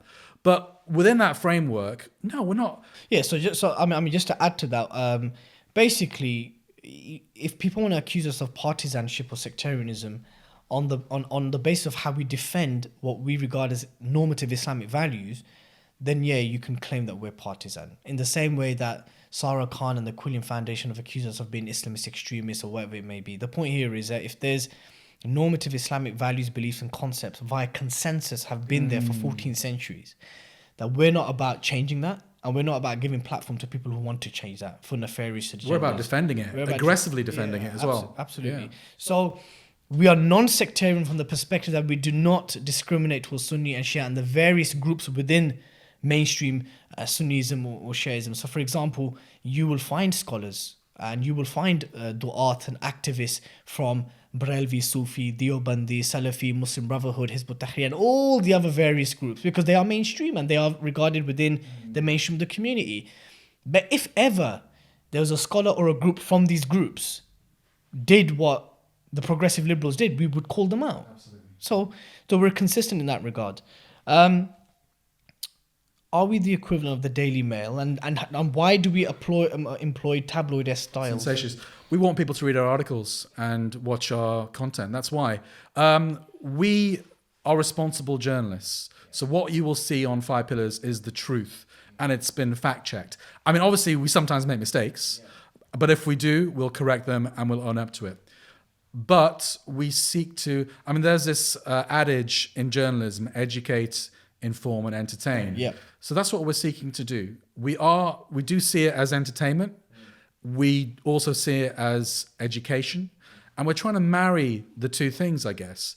Yes, we do sensationalist headlines, or we stretch it, but we never lie. Yes. But ultimately, what's the point of doing any of this stuff if no one's going to watch it? So if you want me to write a PhD thesis, then fine, I might get some brownie points in the ivory towers of academia, but no one's going to read it. We want to be educational, we want to reach people, influence people, and we also seek to be popular, but not at the expense. I mean, if we really wanted to be popular, we'd do porn or sports or whatever, but that's obviously completely haram, right? And not sports, but that's what is really popular on the internet. So we have the Islamic red lines. Within those Islamic red lines, we definitely seek to be popular. So I just want to add to that as well. I mean, I've explained this to a number of people that look. So as long as we're not distorting the truth, we're not hiding the truth, we're not purposely and intentionally reporting falsehood. Tabloid-esque style as a means, as purely employed as a style, is something that is permissible. because the red lines of what is haram is lying, withholding the truth, defending falsehood, and obviously slandering and backbiting. Now, backbiting is something, obviously, ghiba is something which your brother will dislike it even if he said it to his face. But then, brothers and sisters, just to educate you all just on the kind of Islamic principle of all the challenges that we have when we report news. We all know that there's a rich concept of maslaha and mafsada, harms and benefits, right? And sometimes on some stories, we've had to make that judgment call, isn't it? Public interest for the ummah to know a particular piece of information. What will this piece of information do? Will it cause more harm or will it be of benefit? And in some cases, we've suppressed stories because we've made that judgment call that this will actually be more harmful to the community and cause more fitna. Another time, we'll be like, no, this needs to be reported. So the point I want to make is that tabloid-esque style, or the way we word certain headlines or intros, is something that's entirely stylistic and entirely within the realms of Islamic permissibility. So as long as we're not transgressing those lines and rights of other Muslims in lying, slandering, distorting truths, withholding information and falsehood. And it's something which I think, and I don't appreciate it when it comes from those who have little to no experience within media. If someone from, and very rarely do I get people from media, and I'm not talking about YouTubers, I'm talking about people who've worked in newspapers, people who've worked in TV stations, people who've worked in current affairs news, that then they're not the ones that come to us and complain about. It's people who have a gripe with us. But there's also others who sincerely say, look guys, the way you worded that headline was a bit, it wasn't entirely accurate, but I just have to say, look, wording and the way we word the headlines and stuff, or the images that we use sometimes, it's stylistic, right? And as long as it's not haram, they can't blame us. Yeah, I mean, a handful of people have kind of said, look, you guys are kind of delving into the areas of slander and backbiting, right? Because just because you guys are following a Western journalistic ethos of to educate, to inform, and to account, and public interest, etc. There's also Islamic red lines, and I would humbly say that we do follow those Islamic red lines because we have bases of harm and benefit. We have concepts of public interest in what would be better for the Muslim community and what would be harmful for them. We do weigh up all these issues before we publish anything, Yes. And that's another thing. And what you won't see on a website is clickbait. Often you click on something, the title, and then when you read the story, it's completely underwhelming. Like Lad Bible or Sports Bible. Simply so you'll click on that. We never do that. If you click on our stories, you will see a genuine story. Absolutely. And I think another thing that's important for our readers and generally speaking the Muslim community to understand is that we do exhaust many things before we report certain kind of stories, isn't it? We give people the opportunity to comment. We give them nasiha to stop what they're doing. We advise them against certain approaches. And let's face it, we're the only journalists running a Muslim news website. So we go through a journalistic process. And I don't want to name names, but we go for the others, I'm not cussing them. They all have their roles and they all do a good job. Some are more popular than us, etc., etc. But they don't do journalism the way we do journalism. We're doing journalism. That's what makes us unique out of everyone else. And I will still stand by this. That unless there comes a time where there are other types of 5 pillars or other outlets like 5 pillars, that unfortunately we are the only thing here. And whether you like everything or something or nothing, we're here and the community needs us as much as we need the community. But this whole kind of tabloid-esque Daily Mail stuff, I think it's an unfair caricaturing of who 5 pillars are. I remember Mehdi Hassan once compared us to The Spectator. I remember Abu Isa Ni'matullah many years ago. Yeah. Even though he's fine with us now. He's fine with us now, alhamdulillah. I mean, may Allah bless him. I mean, that very good. The early days, he compared us to the Daily Mail. And others have made that, and I don't think it's fair. And I think it isn't fair. I think the test of time has proven that we're not that, right? So it is what it is. You said entertainment. Now, entertainment for someone who has very boring social activities, why do we cover celebrity? What do you do that's interesting, by the way, in your spare time? I go to the gym every day? I go to the gym. I play PlayStation. Play PlayStation. I play Articular. How old are you? PlayStation? I mean, so what? I mean, my 9-year-old kid's into PlayStation, and I will play with my 9-year-old nephew with PlayStation, right? But I'm wondering what I'm missing out on here. This like great lifestyle that you're leading. The diversity of my Netflix programs. All right. Yeah. Sorry, go on. I'm just having a no, it's fine. pointless It's fine. So covering celebrity news, people are going to kick off because of my big toes. People complained about that. See my feet, but yeah. Yeah, that's fine. Covering celebrity news. Why do we cover stuff like Amir Khan's gossip or Torre's speeding ticket and stuff like this? Well, I mean, the Tory one was controversial because people said that it was a private sin. I don't know whether I should explain it again, digging it all up. But there was a story about Yahya Toure. He got drink driving, basically. And a lot of people said we shouldn't have covered that story. The reason why we covered it is because it became a public issue. And also, I think when you get behind a wheel and you've got alcohol in your system, you could literally kill somebody. And I'm somebody who doesn't like the way Muslims drive, especially those that have got kids. It's incredibly reckless, it's stupid, it's foolhardy, and it leads to people dying, So I take that stuff very seriously. So that's the reason why we cover that story. Amir Khan and others, I would have no problem never covering Amir Khan again on the website, but people like him and people talk about him, and we are there to reflect what the Muslim community is talking about as well. And our motto is what are Muslims thinking. Exactly, yeah. But they're thinking about Amir Khan all the time. Yeah. So one of the counter arguments would then be that 5 pillars in these instances, you don't actually want to change the intellectual mindset of the Muslim. You want to perpetuate and just add to the kind of mixture of both, isn't it? We want to reflect what the Ummah is, its reality. But also, of course, we want to steer them in a certain direction. And that direction is simply Islam, Why do we cover news late? Or some news late? Well, because we haven't got a massive staff. I guess that is the honest answer. We do our best. We're working on this night and day. This is our life, basically. And sometimes there's too many stories in one day. Obviously, we're focused mainly on British Muslim news, but we cover at least half of our output is the wider Ummah. Yeah. I mean, how many realistic stories, big stories, are going to break every day? Probably about 10 or more. Yeah. We simply can't cover them all with the resources we have. We have to prioritize. Sometimes we get sick. Yeah. Sometimes there's no good reason, But ultimately, we have to get to a position where we're covering all the main news that needs to be covered.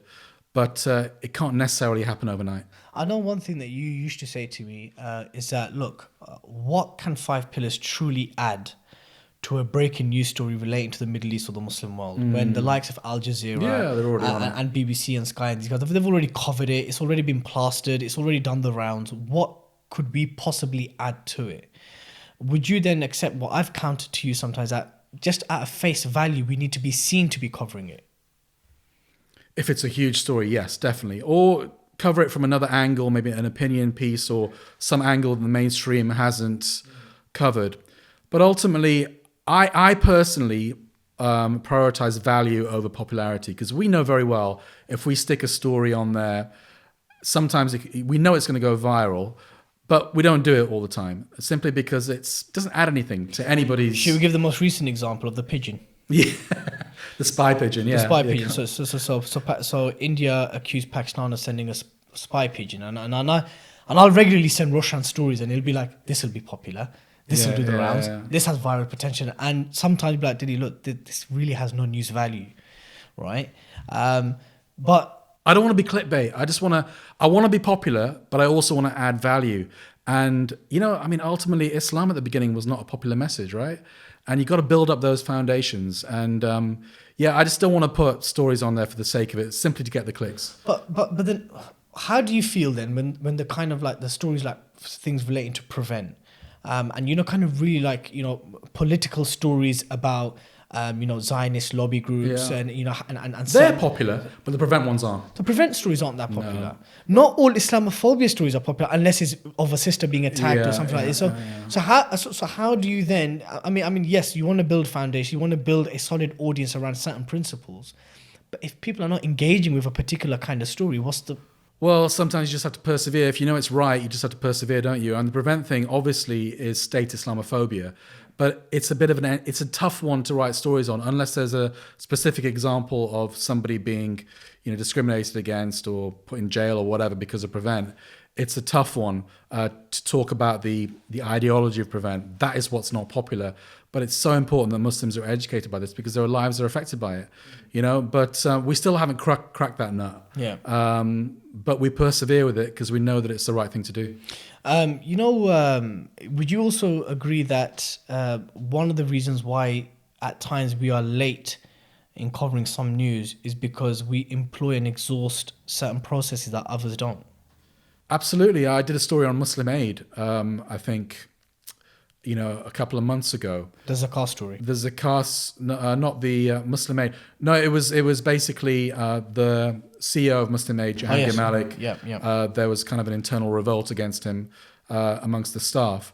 And I probably spent about 6 weeks on that story, chipping away at different angles, because obviously we didn't want to get the story wrong. Let me just pause it. That's crazy. So someone who's watching this would say, how does a 900-word article take 6 weeks? Because you have to do so many checks. Is this information, is this document that I've been sent, is it true? Is it valid? You got to do those checks. Because people will try and hoodwink you, or they'll sell you their side of the story, omit certain details, and then you get the story wrong, egg in your face. You got to give other people the right to respond. Sometimes you have to persuade people to talk to you, on the record, because not everyone wants to talk to you. So there's that cajoling process where you're building up the contacts. And that's what makes 5 Pillars unique as well. We break stories on a regular basis. We uncover stuff that no other outlet uncovers. And that's why I'm saying that we do journalism. No one else does journalism like us. I think, subhanAllah, I know that one of the greatest and most valued support base that we get, even though they won't do it publicly, are those from the charity sector. The fact that so many of our donors are from the charity sector, the very sector which we're regularly accused of witch hunting, right? But we'll get to that shortly. So, I mean, as an editor and as a working journalist for many years, and you've obviously made it very clear that I have no right to talk about journalism in your presence, yeah? Let's talk about some of these processes then. What kind of things do we have to exhaust before breaking a story? Well, every word of a 900 word story, I'll go through it with a fine-tooth comb. Is this factually correct? Can anyone sue us? Can anyone claim that we've not been fair to them? Etc., etc. So, I've already kind of explained it. Often we do get lawyers to check it. We get lawyers to check it. We are independently regulated. So we check with our regulators as well. Yeah. So there's obviously a process where we go through it ourselves with our journalistic skills. But if it's a very controversial story, we'll get a lawyer to go through it, and that lawyer will say, "No, that's not." Take that out, you can keep that in. And then we have a third layer of accountability, which is our regulator, independent regulator, Impress, which ultimately has the power to sanction us. This idea that we're just sticking stories on the website with no checks and balances whatsoever, it's completely false. It's a lie. Yeah. And I pray, brothers and sisters, stop saying this. It's not true. Yeah. So, just put that into perspective, brothers, sisters, listeners, haters, lovers, supporters. Many of you would know that you've come to either myself or Roshan with stories. You may have emailed us with stories, and we've had backlogs of hundreds of emails of stories. So many stories we don't do. Yeah, like not because we don't want to do, it's because we simply can't do them, right? It's just not humanly possible to cover that amount of news with 2 writers and let's say even 5-10 contributors and freelancers who have lived their own lives. We check the articles that we publish ourselves. We are NCTJ accredited and trained. For those of you who don't know what the NCTJ is, National Certificate for the Training of Journalists, and we had to undergo certain skills. We had to qualify in those skills. So we go over the content ourselves. We read each other's content, right? We then, if it's depending on the nature of the story, we'll get our lawyers and our compliance team to check it. And we will even directly, if we have to, contact the regulators themselves. I don't think there is any outlet, Muslim media outlet in the world that goes through this check. And that's the truth. And I would be interested to know, and I would stand corrected if someone can say, well, there is someone like you who goes through these checks. Also, to add to that, and it's a point that we're going to address later on, is that we also seek scholarly guidance, right?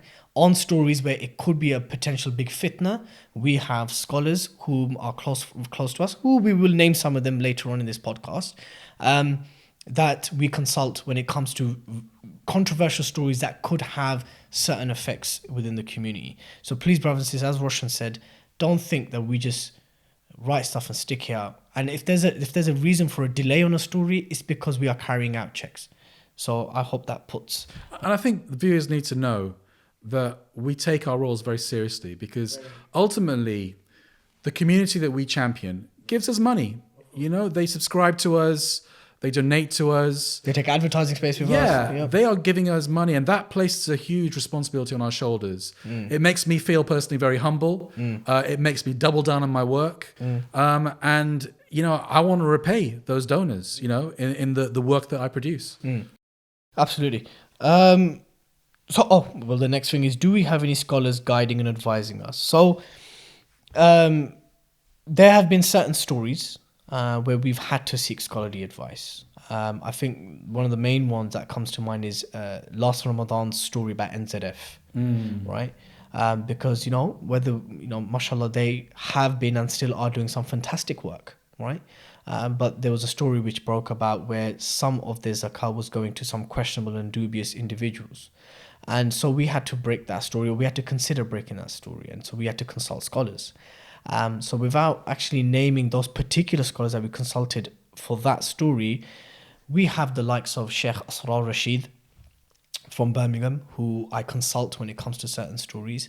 Sheikh Tokir Ishaq from Nuneaton, who we consult for certain stories. There's been times where I have sought advice from Sheikh Muhammad Usman Abu Safiya, Sheikh Haytham al-Haddad, and there are others whose advice we do seek. Do we have a panel of scholars? No. Is it something that we're considering? Yes. But there's also an issue here, and I'd like to get your thoughts on this. Once you start having excessive scholarly intervention in journalism, the question of independence comes into question, does it not? Absolutely, yeah. Because then the question of public interest is now taken to a different level, right? And if we have scholars proofing and giving a green light or a red light to every single thing that's going out, then it puts us in a very difficult position, isn't it? Right? We are thinking about putting together a named panel of scholars who will advise on our work and help us in our Islamic ethics. But we have scholars that we advise, and those were just some of the names that we have consulted pertaining to some stories. Also keep in mind that we don't need to, the sun's mad, innit, Mohsin? It's wild, isn't it? We don't need to consult scholars on every story. No, of course. I mean, it's only those stories which we know that there is that could have a serious aftershock or something in the community. So that then takes us onto going after charities. Do you wake up in the morning with a hit list of people to go after? No, I don't want to. But I get so many things in my inbox or on my WhatsApp, you know, from often people working inside charities telling me this is going on, you must report it. Most of the time we don't report it. We only report the ones that we have to report because we know we're going to get grief for it, and we know it's going to be problematic legally, etc., etc. I must admit, from my Islam channel days, I did several trips around the world, Africa, Asia, with charities. I saw firsthand what I consider to be complete incompetence from Muslim charities. The wastage of donors' money, I found it extremely shocking. It's always something that I keep in my mind from my own direct personal experiences. But the reality is that we only cover a story when it's a genuine story, when we can back it up, when there's evidence, and whether it's in the public interest. Just to add to that, I would also say that, you know, Muslims giving charity to oppressed or the less fortunate Muslims elsewhere is perhaps one of the only remaining connections that Muslims in the West have with their brothers and sisters in the Muslim world in terms of an ummatic concept. So we value the importance of charity in terms of preserving the link with the Muslim world, yeah? And if that's gone, because we've also protected charities. You know, I think I think we're not given credit for that either. That the fact that we've protected many charities, we've supported them, we've gone after the Charity Commission, right, So we're regularly accused of going after charities, but people tend to forget that we've also defended charities. We've also been a platform for the work that they've done. We've also been people who have given you subsidized and discounted advertising space. People forget these things. People forget things when the relationship is hunky-dory and is all within their their interests. But we have helped and supported charities and raised money for them as much as we have had to account them as a result of a newsworthy story. But with regards to charities, brothers and sisters, and even those who are from the charity sector that are listening to this or will watch this podcast, 90% of the stories that come from charities come from people within your own organizations. Yeah, they come from internally from your own people. They're whistleblowing stories. So any leaked documents, anything that we get is from your own people. Secondly, we don't want to demonize a sector which is a means for good, right? There's no joy in trying to affect people's sadaqah jariyah or zakah by going after charities. That's not something that we do, and Islamically would even be correct. But as Roshan said, where there's a story and where there's genuine public interest and where there is a greater benefit in the community knowing this, then it has to be covered. And just because for many years there's not been an outlet that's not held you to an account for how you manage millions of pounds of the Ummah's wealth, millions of pounds, I'm sorry, but the job will be done and we're going to continue doing it. Now, I know that some critics have said to us, oh, but you guys donate. We're not a charity. We're a private limited company by shares. We've made it clear from day one that if an opportunity ever arose, it's a business model, right? Which relies on the support of the community. That's why we sell merchandise, or we will be selling merchandise. We sell advertising space. We do many things. We don't promise the Ummah food packs. We don't say to you, if you give us £10, this is now going to go to a starving widow in Yemen. That's different. We are very clear that the money you give us goes towards stuff like podcasts, equipment hire, our actual human hours in terms of working, journalism-related costs, paying freelancers and contributors, and work. We've been quite transparent since day one, isn't it? That it will go towards admin costs. It will go towards paying consultants or subcontractors and office and all this kind of stuff. So we're not promising you zakah. We're not playing with people's zakah. We're not paying with people's food packages and stuff like this. So, I've heard this from some people. Well, what about you guys? You guys fundraise. Well, we fundraise and we're very clear about what we're fundraising for, right?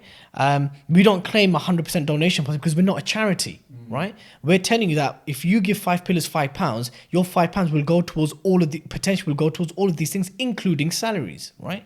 And everything that you want to check about us, you can go to Company's House. But no, we don't have a hit list.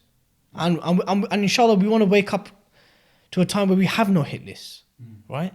And even the term hit list is something that's been thrown at me. You guys have a hit list. We don't have a hit list. Yeah, there's even there's even a term that's called 5 pillar. These guys get 5 pillared. Have you heard of that one? Yeah. These are going to get 5 P'd. Yeah. I even use it myself. Yeah. Now look, we don't go out to 5 pillar people. Yeah. Do remember the 5 pillars of Islam is about our Muslim and Islamic identity. We don't go out looking to 5 pillaring people. Yeah. But let me just say something else about the charity sector. I know there are directors, chief fundraising officers from other charities that have come to us about other charities. Yeah.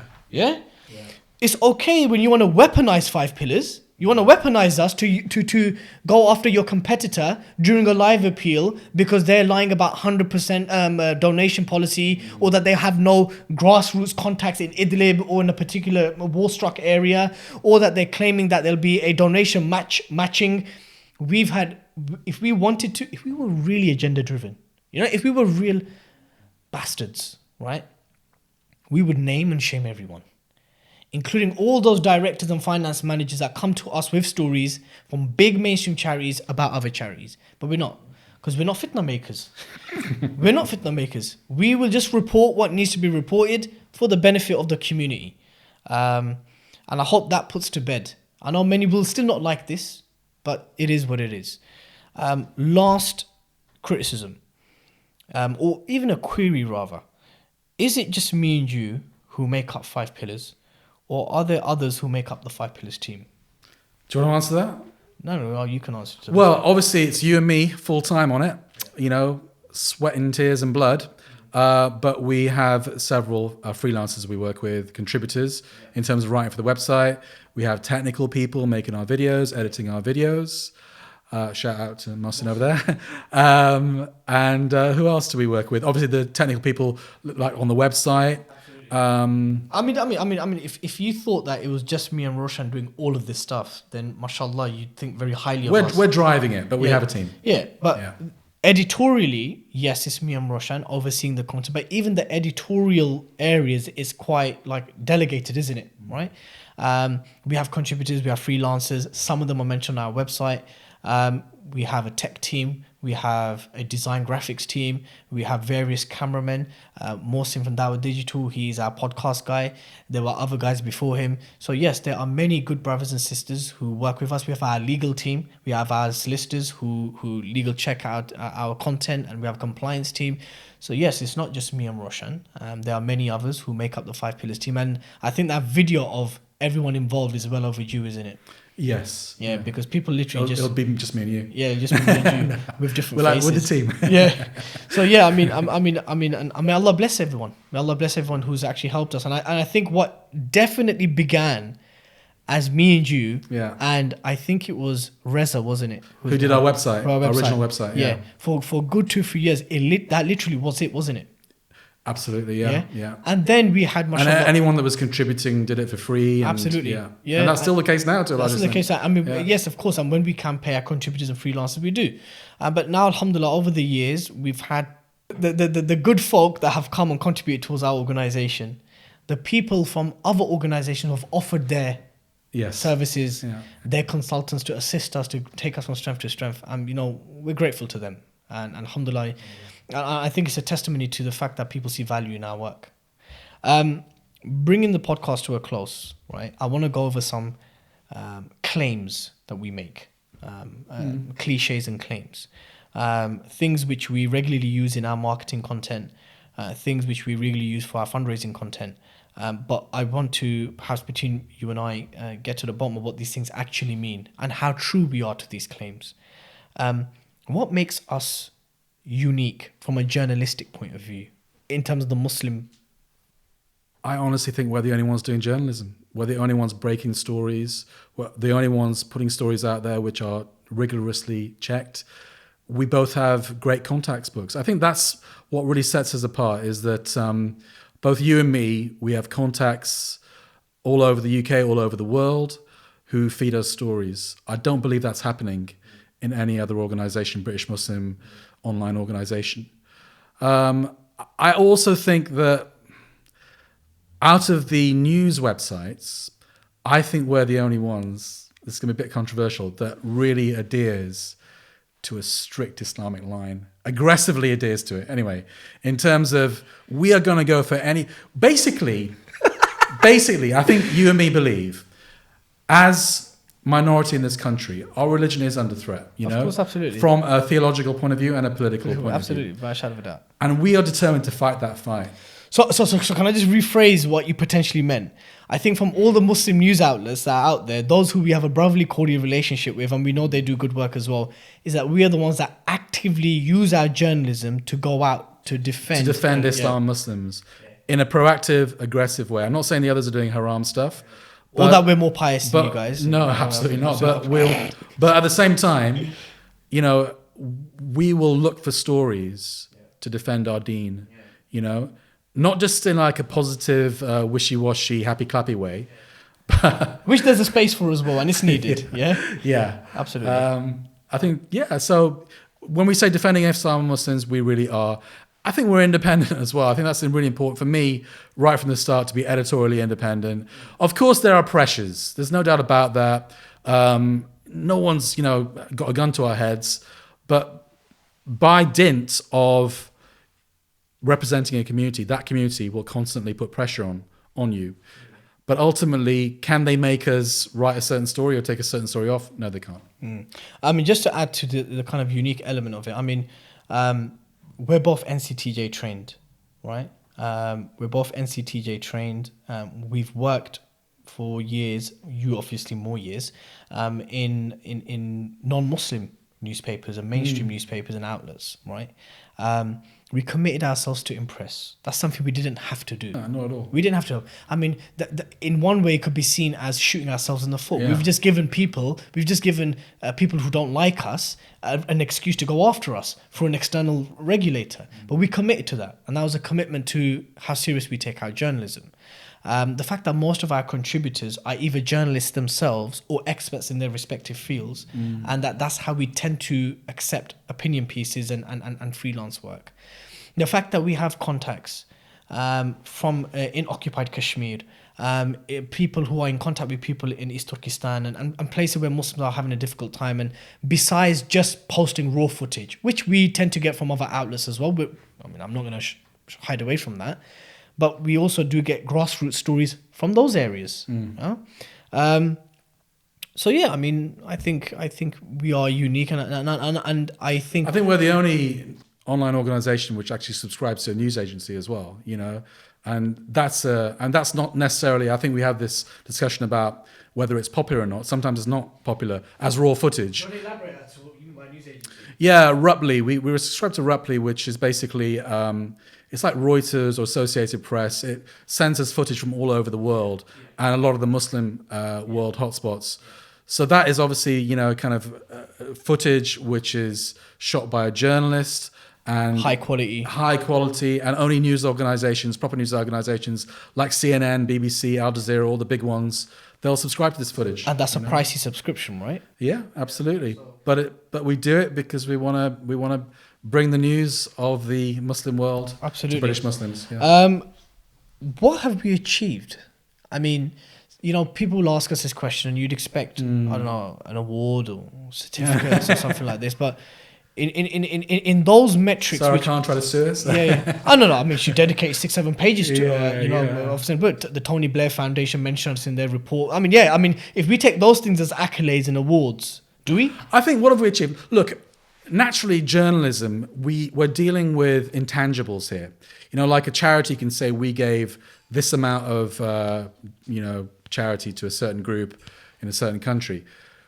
Our mission is to empower and educate Muslims in Britain so that they thrive as Muslims in this country, not just survive, but thrive, and also keep that connection with the wider ummah, okay?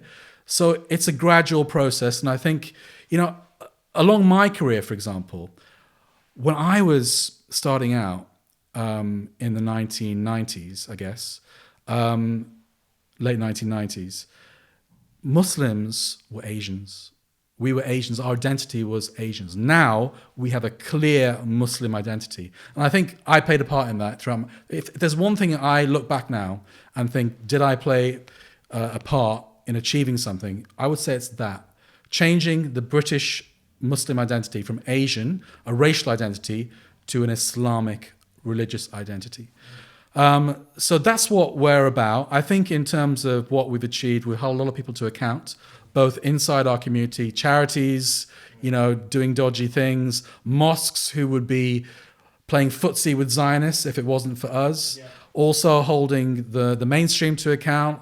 We know the government doesn't like us, the Tory government. We know the Labour Party doesn't like us because we're holding them to account as well.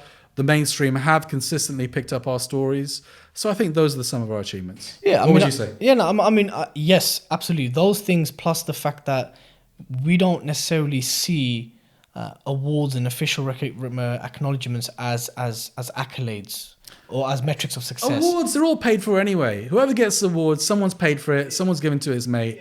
These are fake ceremonies. Yeah, and so be aware of what Roshan just said when we hold our ceremonies. Yeah, I mean, in terms of what we've achieved, I think what we've actually done is that we've contributed towards a mainstream normative effort to strengthen the Islamic identity of Muslims in Britain and broadly speaking in the West. In terms of what we've done for the Muslim majority world is that we have been an independent media voice, not just to convey and portray their plight, but also when given an opportunity, we will also go after those who have oppressed them, the Zionists. the BJP leadership and their supporters here and so forth. Chinese with the Uyghurs. The Chinese and the Uyghurs. And and obviously the Americans and the British when they've gone to Iraq and Afghanistan. So it's not just a case of we're going to tell you that Muslims in those countries are being oppressed. It's when that opportunity arises, we will also go after the oppressors. And that's not fashionable, brothers and sisters.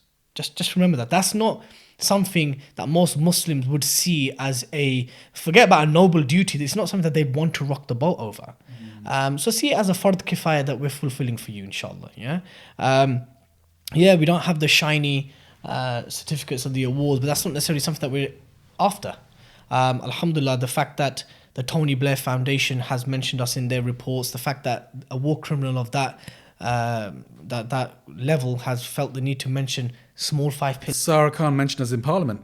She mentioned us in Parliament. She dedicated 6-7 pages in her book to us. This is the czar of countering extremism in this country, and we've had many people with far more funding, with far more reach and far more power and influence in the corridors of our oppressors that have seen us as a thorn on their side. And wallahi, this is a badge of honor for us.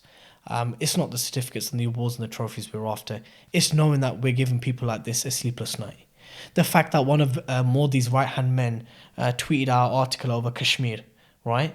And this was a guy who went on to Vice News and said, look, Hindus in India just don't like Muslims and we happily want them out of this country. He got hold of our article and he shared it, and there was a whole BJP. Remember, I showed you that the Indian government wanted to shut our Twitter account. Did I tell you this, by the way? No, really? God, I kept that from you. The Indian government want to shut up? Yeah, so we got notification from Twitter saying that they have had complaints from Indian government agencies and they want to shut our account down. I think I didn't tell you that because I don't want you to panic, because you panic a lot as well over some of the stuff that I do.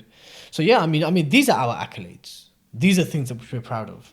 We're proud of the fact that powerful Zionist lobbies feel the need to discuss 5 pillars in their private meetings and their interfaith meetings, which we hear about.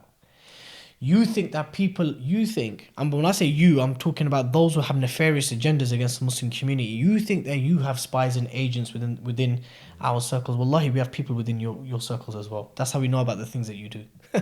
So when you're doing interfaith dialogue with Muslim organizations by normalizing Zionism, know that what's being discussed in private is coming back to us. And I take it as a great honor that 2.5 guys, and a team of very generous staff, right, who work for us either at very subsidized rates, not the rates that they charge other organizations, and very generous contributors and freelancers, that this team has managed to hold people to account and ultimately bring organizations with millions of pounds of funding to their knees. We've done that. We've done it. And we take great pride in it. And we just need the community to know that. So as long as we're here, that inshallah we work at the behest and solely for the community and Islam and Muslims. And again, it comes down to, you may not like our styles and you may not like our attitude and stuff like this, but we don't intentionally go after people within our own community unless there's a reason to go after. But when you say people might not like this, we're talking about 10% of our readers or less than that. But they are still our readers. I'm very confident that 90% of our readers, they love us to bits. Roshan loves these big percentages, right? He loves it, yeah. But look, at the end, we still have to address them because they make up. We want to take them along the journey. Exactly, and if we don't have readers and supporters who don't criticize us, if we don't have haters and people who criticize, we won't be able to improve. And there's still huge areas of improvement, of course. How would we operate with little to no funding? How will we, or have we? No, how would we? How would we? Yeah. Well, you'd see less stories on the website. You'd see me trying to scrape a living elsewhere. You trying to scrape a living elsewhere. Less focus on all things 5 pillars. Less content. That's ultimately what it would mean, yeah. And at a time when we need more content. Yeah. Would you also say that? So some people have asked me, well, if all your monthly subscriptions were cancelled, if all your advertisers pulled out, we continue, exactly. Absolutely. Yeah. But just until I die, I'm on 5 pillars. Of course. Yeah. And but it just won't be at the extent and at the level at which it would be, right? No. Yeah. And I think that's also another very important thing that I wanted to explain to our viewers. I mean, the brother who helps us with our fundraising, he loves those kind of very dramatic, near-death kind of adverts, right? If you don't give us this, brothers and sisters, 5 Pillars will collapse. The truth is, 5 Pillars will not collapse. And we will, inshallah, carry on doing what we can within the best of our abilities with little to no funding. It just means that we'll have to support our families elsewhere. And just to be clear, that 5 Pillars isn't our source income. I think that's also important for our readers and viewers and listeners to understand that, because I know sometimes some within our community like to hold people to ransom or we support your families. Just to be clear, we do other work to support our families because we know there may come a time where there may be little to no funding for whatever reasons. And we did 5 Pillars with little to no funding. We built 5 Pillars to little to no funding to where it was today. But we wouldn't stop, would we? No, absolutely not. My last question. What does the future hold for 5 Pillars? I know it's one of those cliche questions. Well, I think our vision was to make 5 Pillars into the biggest and best news, opinion and analysis online portal, Muslim online portal in the world. That is our ambition. And we've made baby steps towards that. I think we've established ourselves very much in the UK. I personally, this is something that we need to discuss between ourselves. I personally would like to hire more people to cover the UK in more depth because we miss so many stories in the UK, especially outside of the bubble in the southeast, I think.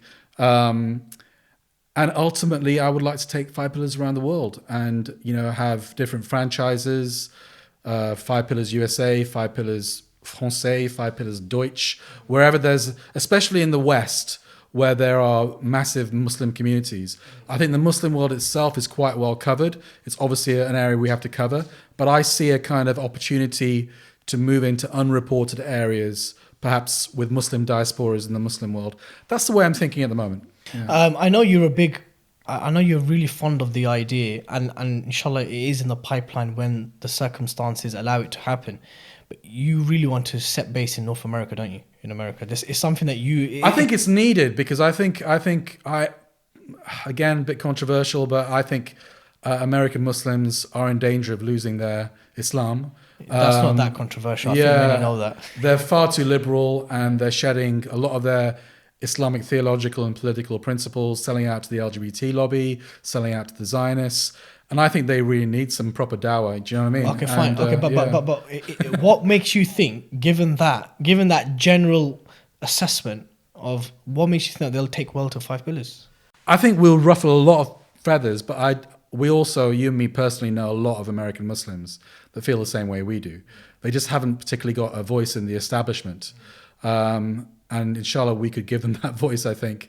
But at the same time, I've never been to the United States.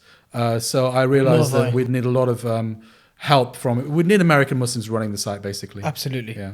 I think the other thing that I'd like to add to that is that I know there's like this kind of southeast bubble that like a center of focus in terms of UK based news, but we covered Birmingham quite well. Yeah. The LGBT pros. Birmingham, Manchester, London, we've got it covered quite well. Yeah. But we do need more UK writers. We do need people who would look into these stories and cover it for us. So please, if you are interested, get in touch with us, inshallah. info@5pillarsuk.com. For me, Roshan, I would say that in terms of a vision, I mean, it's one of those things when someone asks you, brother, how's married life? And then I ask, well, brother, I'm still married, so that's a good sign, right? So in the same way that someone says, brother, how's 5 Pillars? I'm like, well, we're still around, and that's always a good sign, yeah? But I do want us, and I guess this may be a where we differ as characters and personalities, is that I do want our social media presence to increase manyfold. And I think for many years, at least for the first 2-3 years, we didn't focus, besides Facebook, we didn't focus on the other outlets. Like for us, YouTube was an archive, wasn't it? We've only started taking YouTube seriously the last 6 months. Last six months to 12 months, last year or so, yeah? Instagram, we've just jumped onto it. The only two things that we focused on was Facebook and Twitter. Twitter because journalists have to be on Twitter. And Facebook obviously because that's where 48 to 56% of our readership comes from. So I do want our social media channels, the other channels, to grow. I think we built a fantastic website with organic traffic. And I think that's one of the things which we enjoy, which other outlets don't. Yes, mashallah, they have very fantastic and huge, Facebook pages, Instagram channels, YouTube channels. But their website, we know from our traffic, we know from what our web developer fills us in with every month, the amount of unique visitors and hits and views that we get from people coming to our website and not necessarily entirely via Facebook, which is truly impressive. That's our core product, isn't it? And Yeah. I think even a relative of mine was looking at the website the other day. I hadn't looked at it for quite a while. There's so much to read on there.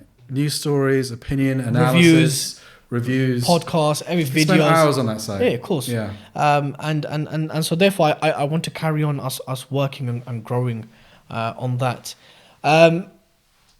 This conversation has now come to an end, and this is the third time that we've been on screen. And How long have we been talking for? how long have we been talking for, Mohsin? 2 hours. Wow. Enjoy the You edit. can cut about an hour and a half of that out. No. This is okay. Wicked. Roshan, jazakumullah khair for Okay, jazakallah coming khair. and for having us. And may Allah bless us, our work, our supporters, Yeah. our donors, even those who criticize us, and everyone involved in our work. Ameen. And I pray that Allah accepts our efforts. I mean, I do dua every day that 5 pillars is, a pillar for the Muslim community, a pillar for the ummah, and that, Allah guides us, protects us from our enemies, Ameen. guides us to the right path, and makes us, just a fundamental pillar for the Muslims around the world. Ameen, inshallah. Brothers and sisters, that was Roshan Muhammed Salih. For those of you who are wondering who was that other guy from 5 Pillars, well, you've met him. And I hope that all the unanswered questions and queries and concerns that you may have had relating to our organization have been answered, inshallah. We kindly ask you all to keep us in your prayers. We're not going to get it right all the time. And without your du'as and your support, we will only, inshallah, look to improve. Please like this video, share this video, leave a comment, subscribe to the 5 Pillars YouTube channel. For our viewers and listeners from North America, if you're looking for this podcast, actually not just North America, everywhere, if you're looking for this podcast on the other platforms, SoundCloud, Apple, Google, and all the other podcast platforms, search the Mad Mamluks, and make sure you subscribe to the 5 Pillars YouTube channel. And until next time, Assalamu alaikum wa rahmatullahi wa barakatuh. Blood Brothers Podcast. 5 Pillars, a Mad Monolith production.